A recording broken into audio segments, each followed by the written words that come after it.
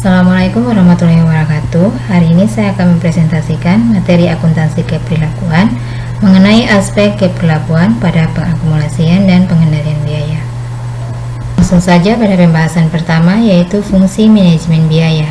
Informasi biaya sistematis dan komparatif serta data biaya dan analisis laba dibutuhkan agar manajer dapat menetapkan target laba, menetapkan target departemental untuk manajemen tingkat menengah dan manajemen operasi, mengevaluasi efektivitas rencana, menunjukkan keberhasilan atau kegagalan tertentu, mengidentifikasi dan menentukan strategi serta memutuskan perlunya penyesuaian dan perbaikan dalam organisasi. Selanjutnya adalah pola perilaku biaya, dibagi menjadi 3, yaitu yang pertama biaya tetap. Biaya tetap adalah biaya-biaya yang pada limit tertentu atau kapasitas tertentu, totalnya tetap meskipun volume kegiatan perusahaan berubah-ubah. Yang kedua adalah biaya variabel. Biaya variabel adalah biaya-biaya yang totalnya selalu berubah secara proporsional dengan perubahan volume kegiatan perusahaan. Perubahan pada total biaya variabel dipengaruhi oleh besar kecilnya volume produksi atau volume penjualan secara proporsional. Yang ketiga adalah biaya semi variabel. Biaya semi variabel adalah biaya-biaya yang totalnya selalu berubah secara proporsional dengan perubahan volume kegiatan perusahaan. Besar kecilnya total biaya semi variabel dipengaruhi oleh besar kecilnya volume produksi atau penjualan secara proporsional. Selanjutnya adalah biaya relevan untuk pengambilan keputusan. Jenis-jenis pengambilan keputusan ada 2. Yang pertama, pengambilan keputusan yang berkaitan dengan perencanaan jangka pendek, yaitu pengambilan keputusan di antara berbagai alternatif yang harus segera dilakukan dan bersifat jangka pendek, seperti menerima atau menolak pesanan khusus, meningkatkan, mengurangi, dan menghentikan produk-produk tertentu, memilih area atau daerah penjualan baru, menetapkan potongan harga, mengganti sejumlah peralatan dengan peralatan yang baru, dan lain-lain. Yang kedua adalah pengambilan keputusan yang berkaitan dengan perencanaan jangka panjang, seperti pengambilan keputusan mengenai penanaman modal aset tetap. Pengertian dan konsep biaya relevan. Biaya relevan merupakan biaya yang terjadi pada satu alternatif tetapi tidak terjadi pada alternatif tindakan yang lain, atau merupakan biaya yang dapat dihindari pada suatu alternatif tindakan. Terdapat beberapa konsep biaya relevan untuk berbagai pengambilan keputusan, yaitu yang pertama, biaya diferensial, yang kedua, biaya yang dapat dilacak, yang ketiga, biaya penggantian, yang keempat, biaya kesempatan, yang kelima, biaya yang diperhitungkan, yang keenam, biaya inkremental, yang ketujuh, biaya tunai, dan yang kedelapan adalah biaya tertanam. Selanjutnya adalah perilaku biaya untuk perencanaan, pengendalian, dan pengambilan keputusan. Perencanaan. Umumnya dalam perencanaan ditentukan harga pokok produk. Rumus fungsi yang dijadikan dasar perhitungan untuk menentukan standar biaya produk yang dihasilkan, maka digunakan asumsi-asumsi dalam menyederhanakan perhitungan biaya berdasarkan volume aktivitas. Pengendalian.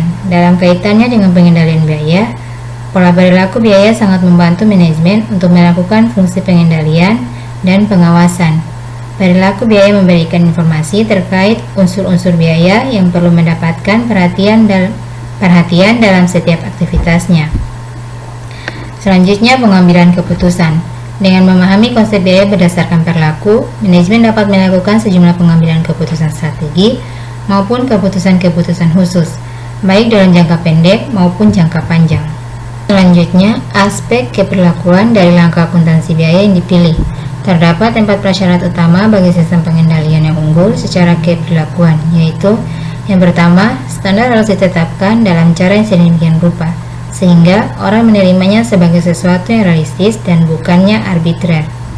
Yang kedua, orang-orang harus merasa bahwa mereka memiliki pengaruh dalam menetapkan tujuannya sendiri.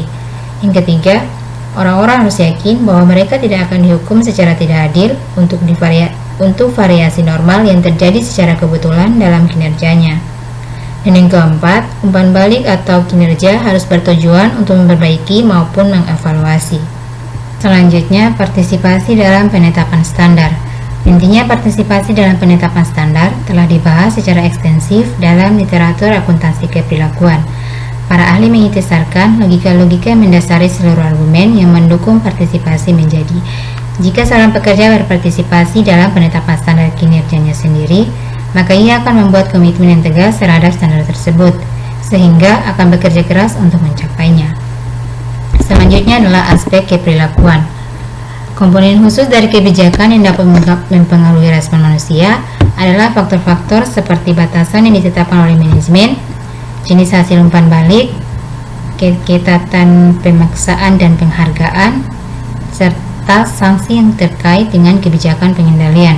Yang pertama, batas pengendalian. Kisaran hasil kinerja yang dapat diterima oleh manajer adalah batasan pengendalian. Batasan ini menentukan seberapa mudah atau sulit bagi seseorang yang dikendalikan untuk berkinerja dalam kisaran yang dapat diterima dan beberapa banyak ruang yang dimiliki untuk gagal sekali waktu. Tingkat toleransi ini dapat mempengaruhi kinerja aktualnya. Yang kedua, hasil umpan balik. Tidak seperti mesin, informasi umpan balik terkait kinerja manusia akan menimbulkan perasaan berhasil atau gagal dalam diri individu yang dikendalikan. Umpan balik yang positif akan memberitahu mereka bahwa mereka ada pada jalur yang tepat dan memotivasi mereka untuk mengulangi usaha yang sama. Yang ketiga adalah keketatan pemaksaan.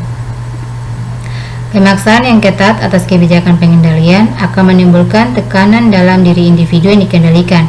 Sementara tekanan dapat menyegarkan individu tertentu. Tekanan tersebut dapat mengintimidasi individu yang lain dan menurunkan kinerja mereka yang sudah buruk lebih jauh lagi. Dan yang terakhir, struktur penghargaan.